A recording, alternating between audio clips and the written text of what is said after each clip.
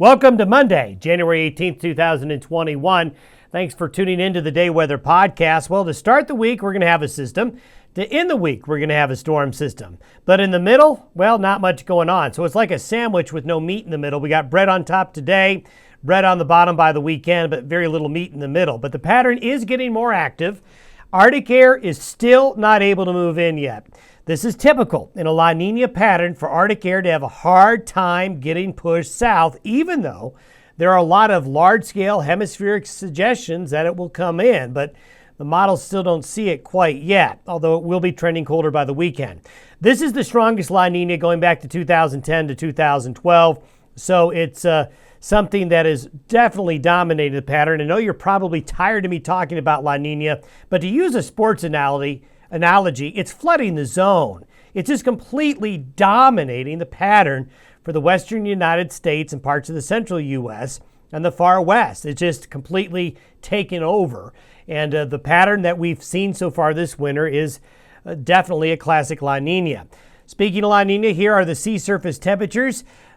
As you look, we see all the blue in the subtropical Pacific. Also note this, the northern Pacific is starting to get colder as well. And I'll show you the sea surface change since November, and some really interesting things are showing up. We've got this warm pocket down here, but that's not going to really influence our weather. It's all about this area really right here.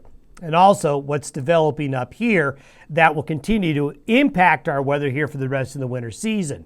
If you were to measure the heat content of the upper ocean in the key area of the subtropical Pacific at that longitude, you can see that since April, that's when things started to turn dry.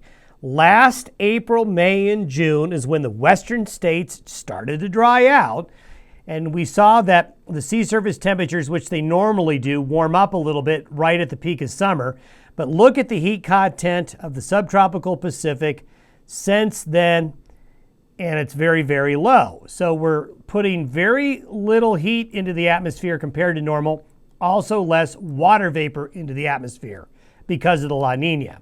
If you were to look at how sea surface temperatures have changed since November 13th, now notice there's actually been a slight warm up in the subtropical Pacific since November, but there's still, as we just showed you on the map, they're still colder than normal. But look at this. Look at the North Pacific and then along the California coast. The sea surface temperatures since November have dived. And this is something that we saw in 2011 and 2012. That's why we're so concerned, getting more and more concerned about the dryness continuing this summer in the western United States, because this is exactly what happened with that strong La Nina about 10 years ago. And again, I'll say this again, these La Ninas that are bad tend to be at the bottoms of solar minimums, which is what we just got through. So again, there's no surprise on what's happening. Now let's take a look at how the weather pattern evolves in the short term.